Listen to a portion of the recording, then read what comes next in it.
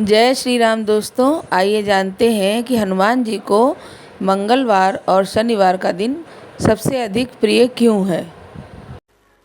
वैसे तो सभी प्रिय है, सब बार प्रिय हैं, पर दो बारों में हनुमान जी की सेवा पूजा अधिक होती है। एक शनिवार और दूसरा मंगलवार। आज कौन सा बार है? मंगलवार है। तो शनि और मंगलवार के दिन भगवान हनुमान जी को इसलिए विशेष रूप में पूजित किया जाता कि शिव पुराण के अनुसार कार्तिक कृष्णा चतुर्दशी को स्वाति नक्षत्र में मेष लग्न में हनुमान जी का अवतरण हुआ, तो उस दिन मंगलवार ही था। तो मंगलवार वो हनुमान जी के जन्म का दिवस है, इसलिए मंगलवार हनुमान जी को प्रिय है। एक हेतु। दूसरा हेतु पूज्य बक्सर वाले महाराज जी ने लिखा है, देख सिंदूर बिंदु सिय भाल, किए नज तन सिंदूर से लाल, निरखी हंसी रघुबर भय निहाल, आपकी जय हो जय हो जय हो, अंजनी पुत्र पवन सुतवीर, आपकी जय हो जय हो जय हो। बाबा किशोरी जी एक दिन श्रृंगार कर रही थी, तो भोले भाले हनुमान जी इतने बड़े विद्वान हैं, ज्ञानीनाम अग्रगण्यम बुद्धिमताम वरिष्ठम, और भोले भी बहुत हैं। बोले माता जी ये रोज रोज क्या करती है, यहाँ लगाती।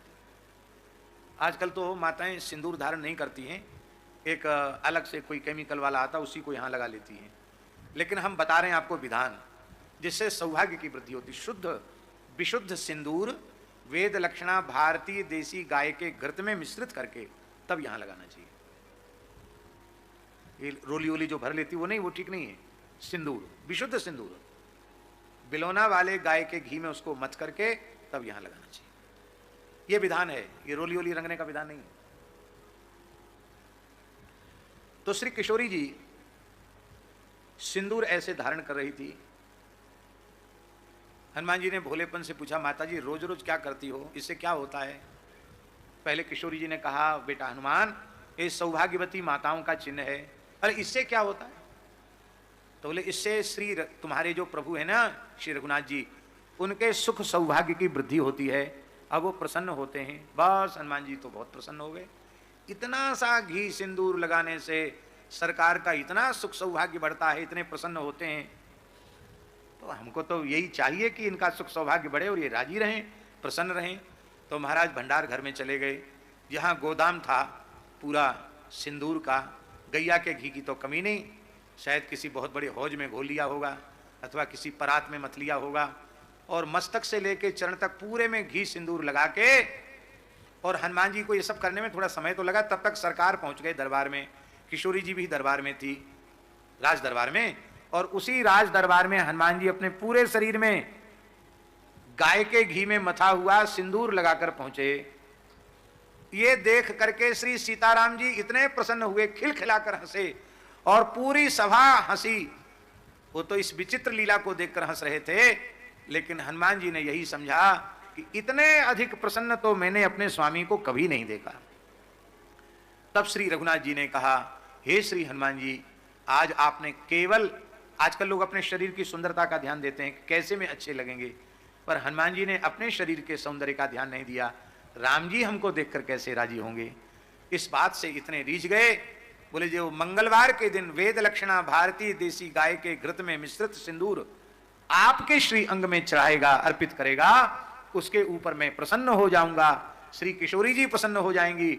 उसके सारे अशुभ अरिष्ट, चाहे ग्रहजन्य हो या और किसी कारण से जन्य कष्ट हो, वो सारे कष्ट उसके समाप्त हो जाएंगे। जो मंगलवार को पर वेद लक्षणा भारतीय देसी गाय के घी में मथ के चढ़ाना। मंगलवार को चोला चढ़ाना चाहिए गाय के घी में, और शनिवार को चोला चढ़ाना चाहिए सुगंधित तेल में, प्रायः चमेली के तेल में। पुराने समय में लोग चमेली के तेल में ही हनुमान जी को सिंदूर चढ़ाते थे। शुद्ध तिल मंगा करके, और चमेली का तेल जैसे प्राचीन पद्धति से बनाया जाता है, उस पद्धति से बना करके तब अर्पित करना चाहिए। शुद्ध इतर आदि में भी सिंदूर मत करके हनुमान जी को चढ़ाया जा सकता है। बोलो श्री हनुमान जी महाराज की। तो उस दिन जब हनुमान जी पूरे शरीर में सिंदूर लगा के आए थे ना, घी सिंदूर, उस दिन मंगलवार था, इसलिए मंगलवार को यह प्रसिद्धि हो गई। और एक कथा शनिवार की भी आती है। ये शनिवार हनुमान जी को शनि ने दे दिया, अपना बार हनुमान जी ने शनि को दे दिया। एक दिन श्री शनिदेव, सूर्य पुत्र शनिदेव, वो श्री हनुमान जी के पास आए। हनुमान जी ने कहा, कहो महात्मन कैसे आए? बोले हम आपके गुरु पुत्र हैं, आपके गुरु सूर्य नारायण हैं, उनके हम पुत्र हैं। कहिए क्यों आए हैं? बोले हमको जानते पहचानते हैं आप? हम शनि हैं, किसी को नहीं छोड़ते हैं, सबकी उठापटक करने वाले हैं। तो हनुमान जी ने हाथ जोड़ के कहा, हमारे पीछे काहे को पड़ रहे हो? हमारी राम जी की सेवा छूट जाएगी, आप हमारे पीछे न पड़े तो अच्छा। अरे बोले नहीं नहीं, हम तो किसी के भी राशि पर नक्षत्र पर आते हैं तो कम से कम 7.5 साल तो 7.5 दशा तो आती ही है, वो आपके ऊपर अब 7.5 हमारी आने वाली है। हनुमान जी ने पहले बहुत मना किया पर शनि नहीं माने। बोले सबसे पहले आप कहाँ आएंगे? बोले सबसे पहले हम आपके माथे पर आएंगे। सबसे पहले शनि का प्रभाव मस्तिष्क में आता है। क्यों झा जी, आप जानते होंगे? नहीं जानते? तो हनुमान जी ने कहा कि ठीक है, तो मत्थे में ही आ जाओ। कहते अब पेट पर शनि आ गया, ज्योतिषी लोग बताते हैं अब पैर पर शनि आ गया, और पैर पर आ गया फिर उतर जाता है, पूरे शरीर पर उसका प्रभाव होता है। तो हनुमान जी के सिर पे शनि आया तो थोड़ा उनके सिर में पीड़ा हुई, दर्द हुआ। तो हनुमान जी ने विशाल पहाड़ उठाया, मेरुर मद्राचल जैसा, और पहाड़ को उठाकर अपने मस्तक पर पटक लिया। अब बेचारे शनि घबराए, भगे वहाँ से। तो यहाँ से उतर के कंधे में आ गए। बोले अच्छा यहाँ आ गए हो? तो यहाँ पटक लिया एक पहाड़, इधर आ गए, इधर पटक लिया। थोड़ी देर में बड़े बड़े पहाड़ अपने शरीर पर पटक पटक करके, वे तो बजरंग है, उनका क्या बिगड़ने वाला है। शनि पैर पर तुरंत आ गए। जो कहते थे ना हम 7.5 साल तक रहेंगे, वो बेचारे 7.5 मिनट भी हनुमान जी के शरीर में नहीं रह पाए। वो उसके भीतर में ही पैर से निकल के बाहर आए तो जाते हुए शनि को हनुमान जी ने पकड़े। कहाँ जा रहे हो? ऐसे नहीं जा सकते हो, अब कुछ ना कुछ हमको दे के जाओ। बोलो भक्तवत्सल भगवान की जय। शनि ने कहा हम अपना दिन तुमको दे रहे हैं।